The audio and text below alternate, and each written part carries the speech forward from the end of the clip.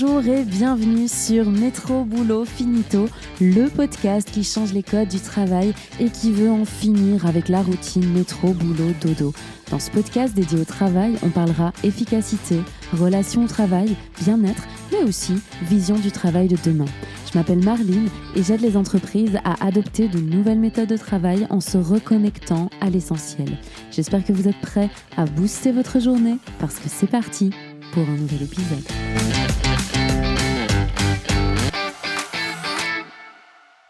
Bonjour, j'espère que vous allez bien. Aujourd'hui, on va parler des générations, mais avant, petite dédicace à Aude qui me dit hyper inspirant en parlant de l'épisode avec Margot Guillaume de chez eBloom où on a justement parlé des nouvelles attentes au travail et de cette fameuse Gen Z. Alors, je vous propose aujourd'hui qu'on fasse un peu le point sur cette fameuse Gen Z, certes, mais aussi sur les autres générations au travail. Qui sont-elles? D'où viennent-elles? Quelles sont leurs habitudes? Waouh, ça fait presque un teaser de film là. Non mais en gros, je vous propose qu'on décortique ensemble un petit peu les différentes générations, leurs attentes, leurs pratiques de travail et comment on peut concilier tout ça pour bien travailler. Gardez bien à l'esprit avant que je vous présente un peu les différentes générations que c'est une grille de lecture de la réalité, ce n'est pas la seule évidemment, et que c'est quelques pistes pour aider à comprendre tel type de génération ayant grandi dans tel contexte socio-culturel, économique, etc., à développer ce genre d'habitudes-là. Évidemment, on peut être de la Gen Z et avoir certains comportements qu'on attribuerait plutôt aux baby boomers et inversement. Donc voilà, c'est pas parce qu'il y a une génération et qu'on en a fait un peu des généralités que forcément ça s'applique à tout le monde tout le temps et que vous ne pouvez pas sortir des cases entre guillemets de votre génération. Donc vous savez que je n'aime pas mettre les gens dans des cases, donc voilà. Mais l'idée ici, c'est un petit peu de vous présenter les différents types de générations et les attentes qu'on attribue généralement à ces générations-là et pourquoi aujourd'hui dans le monde du travail, ça peut poser problème parce que en fait, on se comprend pas toujours bien parce qu'on n'est pas issu de la même génération et donc on n'a pas grandi dans le même contexte socio-économique et donc on n'a pas les mêmes habitudes au travail et c'est ça qui est important de saisir et de pouvoir écouter. Mais encore une fois, ne mettez pas les gens dans des cases et soyez toujours dans le dialogue et dans l'échange avec eux. C'est le plus important et c'est ce que je vous inviterai toujours à privilégier, même si là, je vais vous présenter les différentes générations. Voilà, maintenant que je vous ai fait mon petit laïus introductif, on va rentrer dans le vif du sujet. Donc déjà, les 4 grandes générations qui se côtoient aujourd'hui dans le monde du travail. On a les baby boomers qui sont nés entre 1945-46 et 1964 plus ou moins, qui ont comme grande valeur la stabilité, la loyauté et l'idée que le travail, c'est un peu un travail acharné et qu'il faut travailler et souffrir un peu à son travail. Eux, ils fonctionnent bien avec une hiérarchie qui est forte, où il y a un respect de l'autorité, donc on est dans une hiérarchie qui est assez verticale. Et ils peuvent aussi avoir une vision de la jeunesse comme étant un petit peu impatiente, avec cette envie de vouloir tout avoir tout de suite, de pas forcément respecter l'autorité, etc. Ça peut un peu dissonner avec leur vision de la hiérarchie, de la patience et du travail acharné où il y a vraiment cette idée que le travail, c'est l'effort et il faut faire aussi des efforts pour pouvoir être reconnu. Donc ça, c'est un peu la vision dans laquelle et la vision du monde du travail dans laquelle les baby boomers ont grandi. Ensuite, on a la génération X. Ça, c'est ceux qui sont nés entre 1965 et 1980 approximativement, qui eux ont développé comme grande valeur l'autonomie, le pragmatisme et aussi un équilibre vie privée, vie professionnelle qu'on va commencer à rechercher en se disant il y a le travail d'un côté, il y a ma vie perso de l'autre. Eux sont sur un fonctionnement qui est davantage orienté sur l'efficacité. Donc on est dans le pragmatisme de ses actions au quotidien dans son travail, sur la recherche d'efficacité et moins axé sur l'émotionnel, la recherche de sens, etc. Donc c'est plutôt je viens, je fais mon travail, une fois que je suis chez moi, je peux déconnecter, mais quand je suis au travail, je suis efficace et je fais ce qu'on me demande de faire. Ensuite, on a la génération Y, ou souvent appelés les millennials. Alors eux, ils sont nés approximativement entre 1980 et 1996. Je vous dis chaque fois approximativement parce que les chercheurs ne sont pas tous d'accord sur les années exactes de début et de fin de chaque génération. Mais voilà, en gros, les millennials, c'est 80, début 90. Retenez ça, c'est le principal. Les valeurs fondamentales au niveau des millennials, ça va plutôt être la flexibilité, La quête de sens et la reconnaissance, le besoin fondamental d'être reconnu dans son travail et du travail bien fait. Là, on est plutôt sur un mode de fonctionnement assez collaboratif et avec un besoin de feedback, de retour de la part de son patron aussi, vraiment un besoin de reconnaissance de son travail et une certaine autonomie dans le travail qu'on va apporter. Et c'est une génération qui commence aussi à se poser la question, tiens, pourquoi est-ce que je pourrais pas être efficace tout en étant épanouie dans mon travail et comment est-ce que je peux mettre en place un équilibre entre justement ma vie privée et ma vie professionnelle. Donc là, les questions d'équilibre vie pro, vie privée continuent à s'accroître un petit peu dans cette génération-là. Et puis la petite dernière, la Gen Z, donc là c'est ceux qui sont nés entre 97 et dans les années 2000, qui eux vont avoir plutôt comme valeur fondamentale l'authenticité, l'innovation. On a envie d'innover, on a envie de bouger. Et en dehors de la quête de sens de tiens, pourquoi est-ce que je fais mon travail et quel est le sens de mon job qu'on peut retrouver chez les millennials, là ça va un cran plus loin en disant quel est l'impact sociétal que mon job va avoir aujourd'hui et quel est l'impact sociétal que je veux avoir moi dans la société. Au niveau de leur fonctionnement, on est plutôt sur une génération qui est ultra connectée parce qu'en fait, c'est la première génération qui a vraiment grandi avec un téléphone dans la main, là où les autres générations n'ont pas eu les mêmes évolutions et ont vu le téléphone, mais pas de la même manière. Donc c'est une génération qui est hyper connectée et qui a une vision très très horizontale du travail. Donc là où les baby boomers sont dans une relation très verticale au travail avec le chef et puis en dessous il y a nous et on écoute un petit peu les directives du chef. Là on est sur une vision plutôt horizontale du travail, une vision un peu flat où on n'a pas forcément de grand chef qui dit tout, mais où on travaille plutôt sur la collaboration, sur chacun a de la responsabilité, de l'autonomie aussi dans son poste. Donc ils sont plutôt sur cette mouvance-là et avec un regard et une question de pourquoi est-ce que on travaille encore comme dans les années 80 alors que notre société a foncièrement évolué et qu'aujourd'hui la technologie nous permet aussi de faire des choses différentes. Donc c'est la génération qui pousse aussi à remettre en question les cadres et les normes de travail qu'on a instaurées ces 100 dernières années dans l'évolution de notre travail. Il n'y a pas de bonne ou de mauvaise génération, tout comme on peut avoir certaines caractéristiques de la génération des baby boomers tout en étant né dans la Gen Z et inversement, comme je vous le disais au début. Mais l'idée, c'est de comprendre que comme on a grandi dans des contextes socio-économiques, culturels, environnementaux qui sont différents, les enjeux et la manière de voir la réalité, donc le prisme avec lequel on va aborder la réalité, n'est pas la même quand on est né dans les années 40 ou quand on est né dans les années 2000. Et c'est ça qui est hyper important et qui parfois est conflictuel aujourd'hui au travail, c'est qu'on se dit, tiens, en fait, on se confronte à des générations qui sont différentes et qui parfois ne se comprennent pas dans le dialogue. Alors justement, j'avais envie de revenir sur quelques incompréhensions intergénérationnelles qu'on peut avoir dans son quotidien au travail.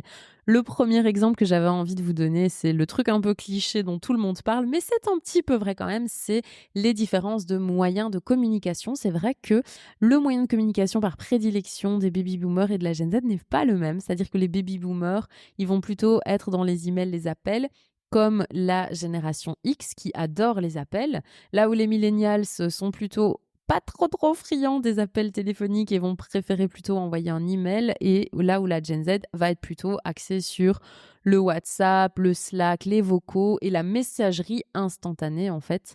Donc vous voyez que le mode de communication parfois est différent et ça peut nous amener à des petits conflits ou des petites dissonances au niveau de la com parce que on va parfois avoir un manager qui va dire je t'ai envoyé un email, pourquoi t'as pas répondu? Ah mais je t'ai épinglé ma réponse sur Slack par exemple. Et donc là il faut aussi pouvoir s'adapter et comprendre quel est le moyen de communication le plus adapté pour correspondre au fonctionnement de l'équipe de manière globale. Deuxième petit exemple, c'est au niveau des attentes, tout simplement, qu'on va avoir vis-à-vis du travail. Là où les baby boomers et la génération X disent plutôt un bon job, c'est la sécurité. Une fois que tu as un job, tu restes dedans parce que voilà, c'est la sécurité et tu peux développer ta vie à côté, etc. Les millennials, ils vont plutôt se dire le bon job, c'est celui qui a du sens pour moi. Et la Gen Z, le bon job sera plutôt un sens qui a un impact sociétal important pour eux, qui a du sens et où ils se sentent plus libres, plus flexibles, plus autonomes. Donc vous voyez qu'en fonction des attentes aussi qu'on va avoir au travail, elles sont différentes. Et donc en tant que manager, en tant que CEO, c'est hyper fondamental de comprendre les attentes du collaborateur qui entre dans ma société pour comprendre comment je peux satisfaire aussi, d'une certaine manière, à ces attentes-là dans l'évolution de son travail pour qu'il reste dans mon entreprise. Typiquement, en recrutement, si je suis face à un collaborateur de la Gen Z pour qui c'est hyper important la flexibilité, je vais mettre en avant les avantages des horaires flexibles ou du télétravail. Là où c'est hyper important peut-être pour le baby boomer d'être plutôt dans la sécurité financière. Et donc là, je vais plutôt mettre en avant la rémunération et les perspectives d'évolution salariale dans l'entreprise. Donc je ne vais pas m'adresser aux collaborateurs de la même manière en fonction de ses attentes non plus et en fonction de ce que je peux lui apporter moi en tant qu'entreprise pour répondre à ses attentes. Un troisième petit exemple, c'est typiquement au niveau du management et de l'autorité. Et c'est ce qui fait beaucoup de bruit aussi actuellement, c'est qu'on se questionne beaucoup sur le type de management qu'on aborde dans les sociétés. Parce qu'effectivement, les baby boomers et la génération X sont plutôt dans une organisation de travail qui est verticale. On a un chef, on a un manager. Et c'est un peu notre socle, c'est notre base. Et puis, ils nous disent ce qu'on doit faire, on exécute. Et on ne remet pas trop en question cette hiérarchie-là dans la société. Là où les millennials et la génération Z vont justement un peu questionner. Et un peu dire, oui, ok, il y a un patron, il y a un manager, mais on a plus envie que ce soit un leader, on a plus envie que ce soit un coach, qu'un boss qui nous dit, tu fais ça et c'est comme ça et c'est tout. Donc, il y a une demande et une volonté d'autonomisation et de responsabilisation qui se fait aussi dans ces deux générations-là, qui n'avaient peut-être pas avant, ou en tout cas qui n'étaient pas aussi affirmées. Et qui fait qu'aujourd'hui, en tant que manager, on doit se poser la question de comment est-ce que je peux créer un cadre dans lequel chacun se sentira bien pour exécuter ses tâches et son travail au quotidien. Et inversement, quand je suis collaborateur, quel type de cadre est-ce que moi j'ai besoin d'avoir dans mon travail pour pouvoir exécuter correctement mes tâches, me sentir efficace tout en ne me sentant pas en pression permanente. Donc ça, c'est important de se poser la question de la vision qu'on a chacun et des attentes en fait qu'on a chacun dans notre environnement de travail pour que le manager puisse y répondre au mieux et pour que moi-même aussi je puisse voir si mon environnement de travail il est adapté. Alors évidemment, et attention, ne stigmatisons pas parce que là je me rends compte en enregistrant cet épisode que ça peut peut-être un peu donner l'impression que d'un côté il y a les plus vieux qui exécutent et se taisent et de l'autre côté les jeunes qui se rebellent. C'est pas du tout la vision que j'ai envie que vous ayez du monde du travail. C'est juste qu'on a tous grandi dans un contexte socio-économique, culturel, politique qui était différent, avec des enjeux différents, et que chaque génération a amené aussi son lot de questionnements et d'enjeux. Et ici, au niveau du monde du travail, ce qui, à mon sens, est la vraie différence fondamentale, et c'est pour ça que la Gen Z fait autant de bruit aujourd'hui sur ce monde du travail, c'est qu'en fait, pour moi, mais c'est mon avis propre évidemment, c'est la première génération qui dit non. Et ça change tout. En fait, de tout temps, en tout lieu, on s'est toujours interrogé. Et quand je parle aussi avec des baby boomers ou des gens de la génération X ou Y, ou en fait de toutes les générations, il y a toujours des gens qui se sont questionnés sur le sens de leur travail, sur l'utilité, sur l'impact sociétal, sur la hiérarchie, sur le besoin de flexibilité, sur l'équilibre vie privée, vie professionnelle, etc. Il y a toujours dans toutes les générations des gens qui n'ont pas été OK avec le cadre de travail qui leur a été imposé, qui ont eu envie de sortir un peu des cases, si je peux dire, entre guillemets. Mais la vraie différence fondamentale entre toutes les générations et avec cette Gen Z qui fait tant de bruit aujourd'hui, c'est que vraiment, c'est la première qui dit non. C'est la première génération qui ose dire, en fait, nous, on questionne. Ce monde du travail-là, ces normes-là, cette hiérarchisation, ce sens, cet impact, on va le questionner. Et on veut vous le dire haut et fort qu'on le questionne parce que, en fait, on a envie de mettre ces conditions-là pour rentrer dans le monde du travail. Et c'est ça qui fait, à mon sens, encore une fois, la différence entre les différentes générations. C'est que on est face aujourd'hui à la première génération qui dit non.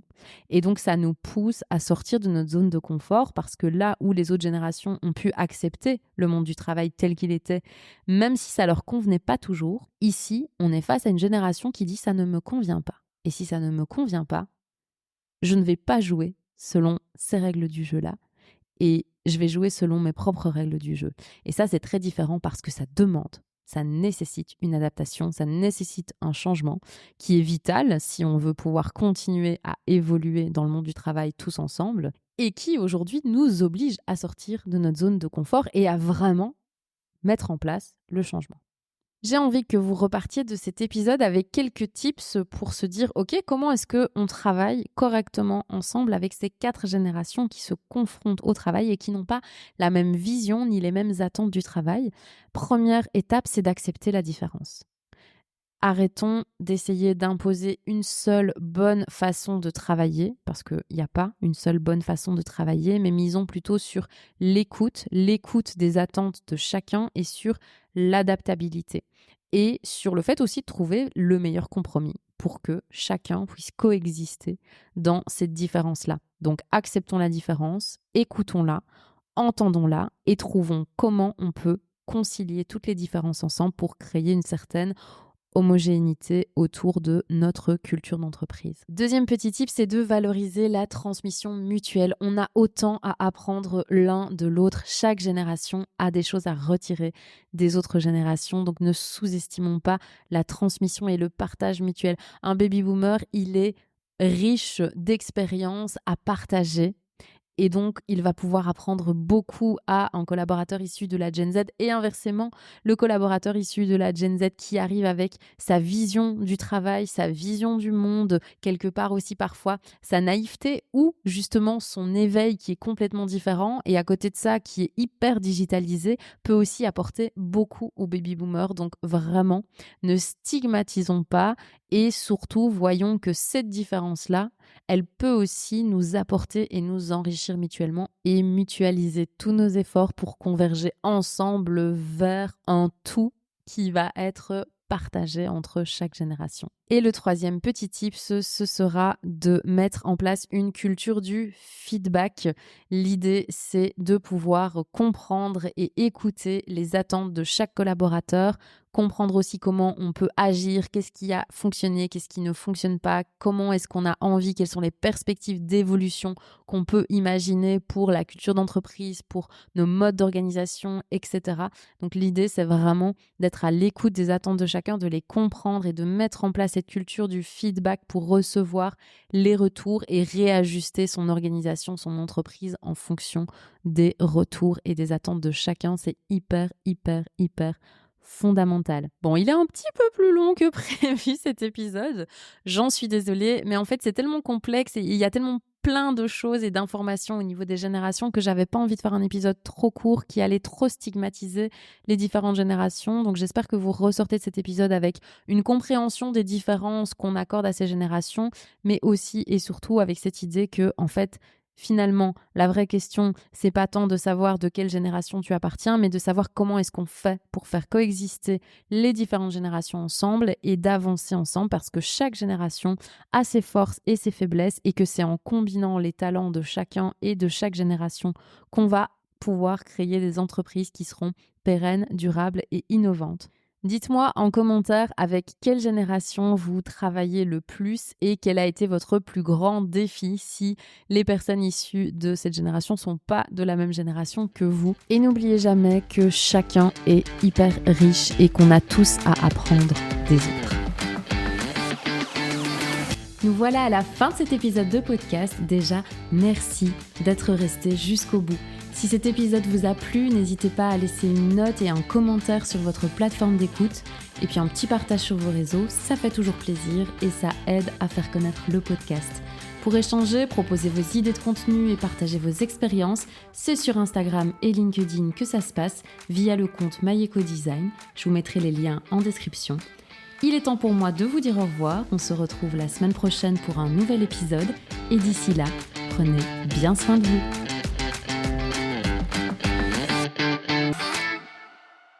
Je suis toujours là, toi aussi. Donc en exclu, tu commences à me connaître. Si tu écoutes vraiment les épisodes jusqu'au bout, tu sais que tu vas avoir une petite surprise. Eh bien, roulement de tambour, la semaine prochaine, c'est l'épisode invité du mois. Et franchement, celui-là, j'ai hâte de te le partager parce que c'était un plaisir fou de l'enregistrer et je trouve qu'il est hyper riche en termes de contenu. Donc j'ai très hâte que tu découvres mon invité de la semaine prochaine.